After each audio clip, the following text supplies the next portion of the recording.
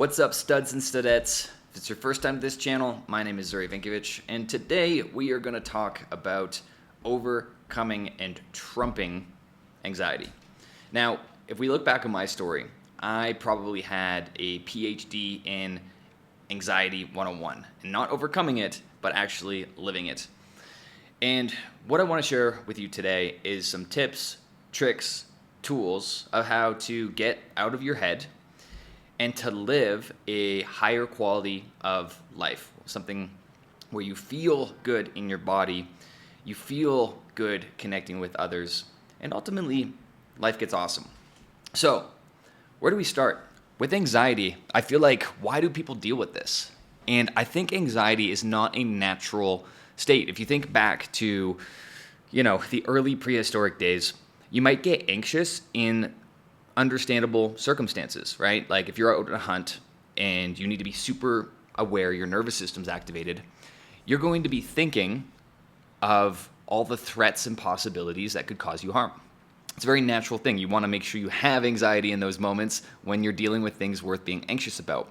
But on a day-to-day basis, why are you dealing with anxiety? Why are you burning unnecessary calories? Why are you using excessive brain power when you should just be living a natural, more harmonious state? That's what we'll cover today. So where does it come from? Well, people might have had anxiety. If you're a caveman or living in some sort of tribe, you would have anxiety about doing bad things that could get you exiled from the tribe, right? That actually would be a healthy form of anxiety. It keeps you on your toes, make sure you're performing life, good for you and good for the community. Now, if you are anxious for no apparent reason, or you get anxious in social environments, you should, and I say should, like should is not inherently a good word, but I believe you can and should be in a state of ease. You should be able to connect. You should be able to authentically express yourself. And if you can't, that's a problem, right? That's a problem that you can fix. You can overcome that. So I think anxiety comes from a lot of social pressure of we've kind of shifted from human beings being able to connect and relate to one another, and now we have certain obstacles like social media where we're being told things we're doing wrong. We're being told that we're not good enough. And these cause certain beliefs and states that can prevent us from connecting with ourselves, which inherently, if we're not connected to ourselves, how are we supposed to connect with other people? So where I want to start with this is, where do you feel dis-ease or uncomfort in your body? Where does that anxiety come up? Like in me, I get it in my stomach, it rushes up to my head. Like, get comfortable with the feeling of anxiety and just awareness of it. I think that's the first thing, is just becoming aware of the anxiousness in your body. Once you're aware of it, you can think objectively of, is this the right circumstance to be anxious about? Is my environment something right now where I could be caused harm? Is it worth being anxious in this moment? You can ask yourself that question. And I've been studying a lot about awareness, quantum physics, and obviously like my life is around self-improvement and, that whole stuff. And so chances are, if you click on this video, you want answers, and you probably want to live a more harmonious, stateful life. So if we look at where the anxiety comes from, you can be aware of it. One tip or trick that I've used lately is, I'm reading this book on quantum physics, and there's like 4 chapters on awareness. And I did this exercise with my girlfriend the other day where she gets really anxious in car rides. And we were driving away to this weekend getaway for a wedding, beautiful location, but the Uber driver was driving very excessive. It's a 2-hour drive. And my girlfriend always gets very anxious and nauseous in car rides. Like, she always feels sick and wants to throw up. And I could tell, just by sitting next to her, that she was very in her head, wasn't very present, and I could feel the anxiety tensing up within her because this Uber driver was being a little bit crazy. He wanted to get there quick, and it's a 2-hour drive. And I asked her a few questions, and I said, is being anxious, for some reason, I wasn't anxious at all. I felt nervous when some of this guy was taking some crazy turns and, passing cars and stuff. But I said, hey, at the end of the day, like, if this car crashes, sure, I can tell the Uber driver to chill out a little bit, but anything can happen. At any moment, we could just get in an accident. Something could jump in front of us. So I tried to communicate that to her. She wasn't feeling it. So I got her to touch her belly button.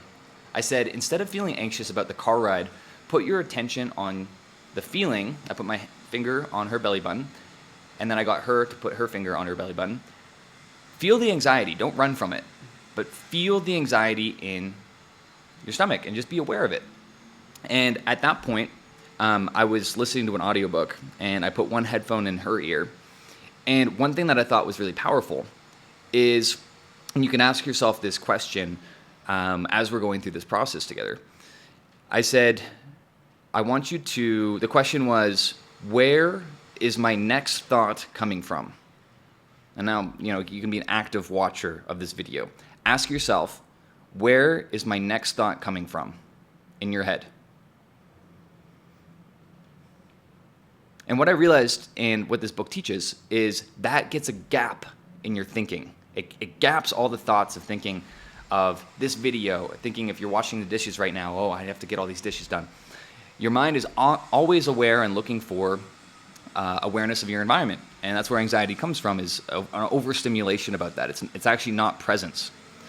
So ask yourself, again, in your head, where is my next thought coming from? What happens is it creates a little gap, if you notice that in your thinking, where it's almost like short-circuiting the anxiety. It's short-circuiting your thoughts, and you're just present awareness for either 1 second, 5 seconds, or 10 seconds. It could be longer than that.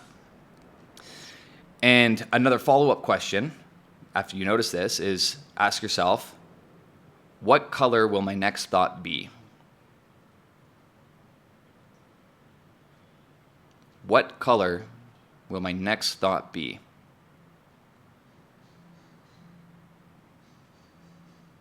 And see the pause in the thinking.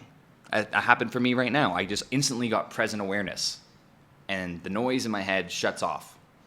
If that happened for you, you can ask yourself another question. What will my next thought smell like? So as we're in this intense car ride, and as she's feeling this anxiety, I saw it as an opportunity to practice with her. And what she noticed is within minutes, borderline seconds, she was out of her head. And her body just needed permission to know that everything is okay. Everything's okay right now. And after doing this for about 15 minutes, I now have started incorporating this as like a daily meditation. You don't need to meditate 30 to 60 minutes a day, although that's great. If you just ask yourself this throughout the day, where will my next thought come from? You can actually start working on changing the pattern of your default settings and chilling out with your nervous system. And after 30 minutes or so, I said, hey, how are you feeling? And she's like, wow, I feel like 80% better. I'm way more calm. I'm way more grounded. And this guy's still going crazy, but I'm not as worried about it. And I just thought that was a super powerful, transformative experience for her. And she said this was the most relaxed car ride, despite all the craziness, that she's ever had since she can remember. And I thought that was powerful because I planted this seed in her brain the other week or two. I said, hey, I don't think you're going to deal with nausea in the car all the time. And she's like, okay, whatever. And when we came back after the wedding, then on the way back, she slept almost instantaneously we took a van back, and in that van ride back, she was knocked out within 10 to 15 minutes, and she slept through a 2-hour car ride, and it was over like that. Again, like a super calm car ride, and I did the same.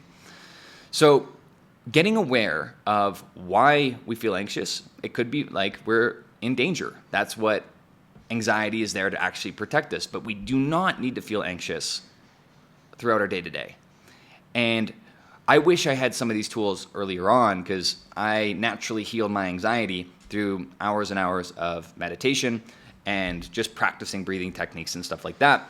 But honestly, this one tool could be the stepping stone to your life transforming, just asking you that question a few times a day. And I hope you remember this, and I hope you implement this after watching this video, because this is just something I've adopted over the last week or so as I'm going through this book.